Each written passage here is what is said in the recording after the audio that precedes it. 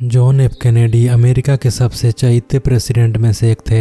22 नवंबर 1963 को इन्हें पब्लिकली एसिसिनेट कर दिया गया था। ली हार्वी ओसवाल्ड को जॉन एफ कैनेडी का कातिल माना जाता है, लेकिन उनकी हत्या को 59 साल बीत जाने के बाद आज भी बहुत से लोग ये कहते हैं कि शायद Lee Harvey Oswald real killer नहीं थे, क्योंकि जिस वक्त प्रेसिडेंट कैनेडी को गोली मारी गई उस वक्त वो उनकी कार से बहुत दूर थे। लोग मानते हैं कि प्रेसिडेंट का हत्यारा कोई और व्यक्ति था और वो गोली चलाने के बाद वहां से फरार हो गया। अब जो मिस्ट्री मैं बताने वाला हूँ वो एक महिला से जुड़ी हुई है। जब प्रेसिडेंट कैनेडी को गोली मारी गई उस वक्त उनकी कार के आसपास बहुत से लोग मौजूद थे और मीडिया भी थी, जिसने पूरी घटना को अपने कैमरे में रिकॉर्ड कर लिया था। जब FBI प्रेसिडेंट की हत्या से जुड़ी फोटोग्राफ्स देख रही थी तब उन्हें एक महिला नजर आती है जिसने हेड स्कोप पहना हुआ है, इसलिए फोटोज में उसका चेहरा अच्छे से दिखाई नहीं देता। FBI देखती है कि उस औरत के हाथ में शायद एक कैमरा है और वो उस घटना की तस्वीरें ले रही है। बाद में उस महिला को ढूंढने की बहुत कोशिशें की जाती हैं, लेकिन उनका कोई पता नहीं मिलता।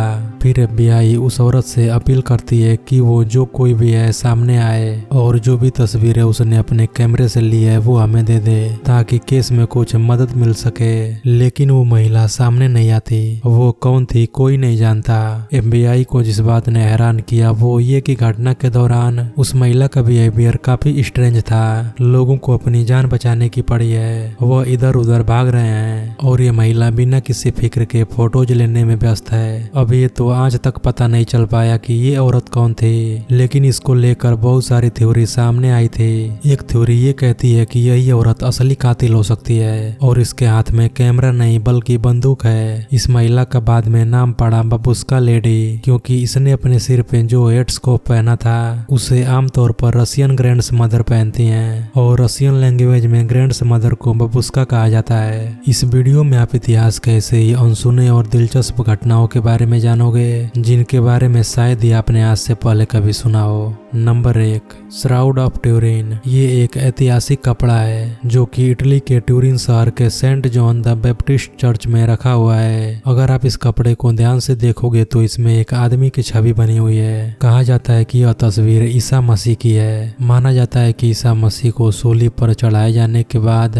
उन्हें दफनाने के लिए इसी कपड़े में लपेट के रखा गया था और इस कपड़े पर ये जो एक आदमी की छवि बनी हुई है यह ईसा मसीह के शरीर के निशान है। रिसर्चर इस कपड़े की छवि की छानबीन कर चुके हैं। जब इसकी कार्बन डेटिंग की गई तो यह सामने आया कि यह कपड़ा 12वीं या 13वीं सदी का हो सकता है, लेकिन जीसस तो 2000 साल पहले हुए हैं। एक इटालियन फिजिसिस्ट का यह कहना है कि साइंटिस्ट टूल के जरिए ये साबित नहीं किया जा सकता कि यह कपड़ा जीसस का है या नहीं। रिसर्चर्स इस कपड़े को पूरी तरह से झूठा साबित करने में नाकाम रहे हैं और ये आज भी एक रहस्य बना हुआ है कि आखिर ये कपड़ा आया कहां से था और इस पर दिखाई देने वाला यह इंसान कौन है। नंबर 2, स्टोनहेंज इंग्लैंड में मौजूद पत्थर की बड़ी बड़ी चट्टानें हैं। इनको जमीन खोदकर गोलाकार स्थिति में खड़ा किया गया था। अनुमान लगाया जाता है कि स्टोनहेंज तकरीबन 5000 साल पहले बनाया गया था। इस हिसाब से ये इजिप्ट के पिरामिड से भी पुराना है। प्राचीन मनुष्यों ने इसे किस पर्पज के लिए बनाया था ये बात किसी को नहीं पता। कुछ हिस्टोरियंस मानते हैं कि शायद स्टोनहेंज को किसी एस्ट्रोनॉमिकल या हीलिंग पर्पज के लिए बनाया गया होगा।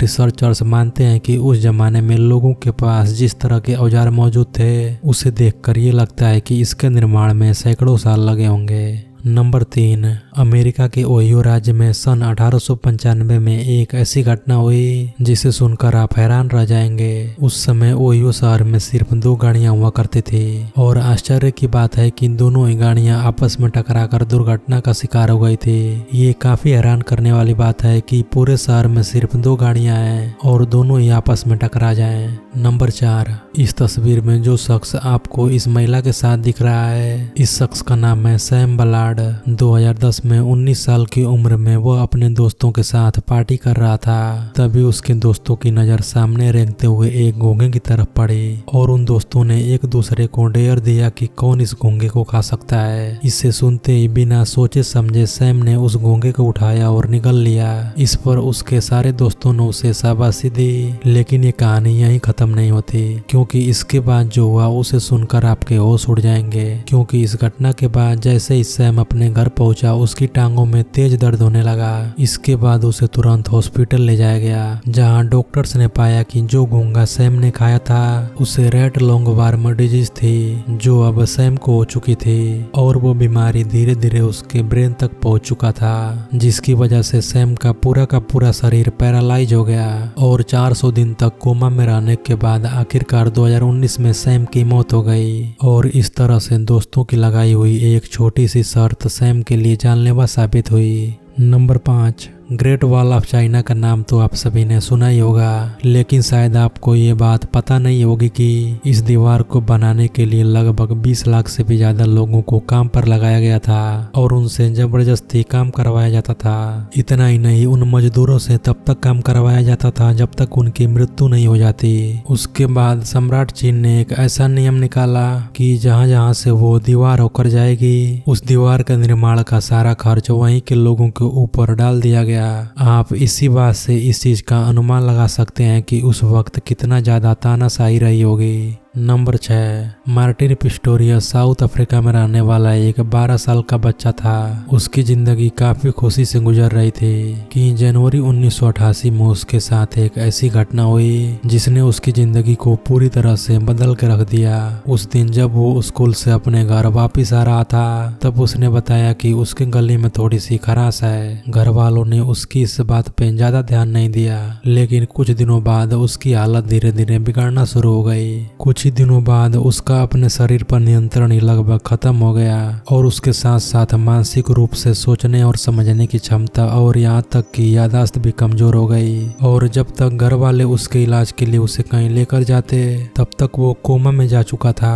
आखिर इस बीमारी की क्या वजह थी ये आज तक कोई पता नहीं लगा सका। मार्टिन का हॉस्पिटल में बहुत दिनों तक इलाज चला, लेकिन उसका मार्टिन पे कोई असर नहीं हुआ और कुछ दिनों बाद उसको हॉस्पिटल से डिस्चार्ज कर दिया गया। मार्टिन पूरी तरह बाहरी दुनिया से संबंध तोड़ चुका था। वो बस एक जिंदा लाश की तरह था और उसके वापिस पहले जैसे होने की संभावना भी ना के बराबर थी। लेकिन एक दिन एक ऐसा चमत्कार हुआ जिसने सभी को हिला के रख दिया। 25 साल की उम्र में मार्टिन को होश आ चुका था, लेकिन जैसे ही वो होश में आया तो उसने अपने घर वालों को कुछ ऐसा बताया जिसे सुनकर वो दंग रह गए। मार्टिन के मुताबिक कोमा में जाने के कुछ ही सालों बाद वो होश में आ गया था। उसकी कॉन्शियसनेस दोबारा आ गई थी। उसे पता चलने लग गया था कि उसके आसपास क्या हो रहा है, लेकिन उसका शरीर अभी भी बेजान पड़ा था। वो सबकी बातें सुन तो सकता था लेकिन कुछ बोल नहीं सकता था। बिल्कुल भूत की तरह वो एक ऐसी राक्षसों की दुनिया में कैद हो गया था जहाँ से वापिस आना नामुमकिन था। हालांकि बाद में सब नॉर्मल हो जाने के बाद उसने अपनी बहन की दोस्त से शादी कर ली और अपने जीवन को खुशी खुशी जीने लगा। 2011 में उसने एक बुक भी पब्लिश की घोस्ट बॉय के नाम से, जिसमें उसने अपने सारे अनुभव शेयर किए हैं। नंबर 7, सन 1888 में अगस्त से लेकर नवंबर तक लंदन के व्हाइट चैपल डिस्ट्रिक्ट में एक के बाद एक 5 महिलाओं का कत्ल होता है। कातिल ने 5 महिलाओं की हत्या एक ही तरह से की थी। पुलिस द्वारा इन 5 महिलाओं के कातिल के बारे में पता लगाने के लिए बहुत से प्रयास किए जाते हैं, लेकिन सभी नाकाम रहते हैं। फिर अचानक एक एनोनिमस लेटर सामने आता है। लेटर में लिखने वाले ने यह लिखा था कि मैं ही असली कातिल हूँ। लेटर में उस व्यक्ति ने अपना नाम जैक द रिपर लिखा था। पुलिस की छानबीन के बाद ये सामने आता है कि ये लेटर एक झूठा था, लेकिन तब तक जैक द रिपर ये नाम व्हाइट चैपल और लंदन में पूरी तरह से फैल चुका था और लोग कातिल को जैक द रिपर के नाम से ही जानने लगे थे।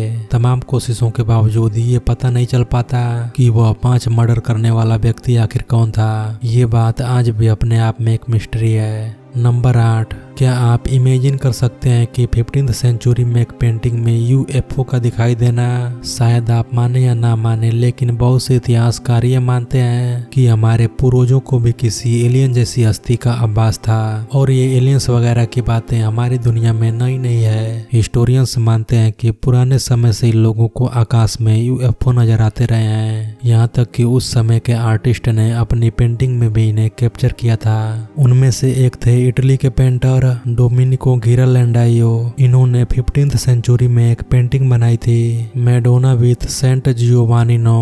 पेंटिंग के बैकग्राउंड में एक आदमी मौजूद है, उसने अपना हाथ चेहरे पर रखा है और वो आसमान से आ रहे एक अजीब तरह के दिखने वाले ऑब्जेक्ट को देख रहा है। अब ऐसा मानने वाले बहुत लोग हैं जो ये कहते हैं कि ये पेंटर अपनी इस पेंटिंग के जरिए हमारे लिए एक संदेश छोड़कर गए हैं कि कैसे उन्होंने एलियंस के साथ कम्युनिकेट किया। लेकिन फिर बहुत सारे लोग ऐसे भी हैं जो ये कहते हैं कि ये थ्योरी बिल्कुल बकवास है। वो कहते हैं कि ये एक धार्मिक पेंटिंग है और ये मिस्टीरियस ऑब्जेक्ट कुछ नहीं बल्कि एक देवदूत हो सकता है। सच क्या है कोई नहीं जानता, लेकिन इतना जरूर है कि इस मिस्टीरियस ऑब्जेक्ट को देखकर ये नहीं लगता कि ये कोई फरिश्ता या देवदूत है, बल्कि ये एक यूएफओ की तरह दिखाई देता है। नंबर 9, भारत की प्राचीन सिंधु घाटी सभ्यता एक बेहद विकसित सिविलाइजेशन थी। 1920 में इस सिविलाइजेशन के 2 बड़े शहरों हड़प्पा और मोहनजोदाड़ो की खोज हुई। माना जाता है कि इस सभ्यता की शुरुआत करीब 5000 साल पहले हुई थी। इस सभ्यता के लोग उस समय के हिसाब से काफी आधुनिक थे। हड़प्पा और मोहनजोदाड़ो से जो अवशेष मिले हैं उन्हें देखकर ये पता चलता है कि इन शहरों के लोग एक बेहतरीन जिंदगी जीना सीख चुके थे। ये लोग पकी हुई ईंटों के मकान में रहते थे। इन शहरों में बड़े बड़े भवन, ऊंची ऊंची इमारतें बनी हुई थी। घरों के गंदे पानी को निकालने के लिए ढकी हुई नालियां बना रखी थी और लोगों के नहाने के लिए बड़े बड़े हमाम बने हुए थे। अब एक सवाल जिसने इतिहासकारों को सालों से परेशान किया हुआ है वो ये कि कैसे इस विकसित और विशाल सभ्यता का अंत हो गया। सिंधु घाटी की सभ्यता का खोज हुए 100 सालों से भी ज्यादा का समय बीत चुका है, लेकिन इसके विनाश का कारण आज भी एक हिस्टोरिकल पजल बना हुआ है। बहुत सारी थ्योरीज दी जाती हैं। कुछ कहते हैं कि जलवायु परिवर्तन या बाढ़ ने इस सभ्यता को खत्म कर दिया।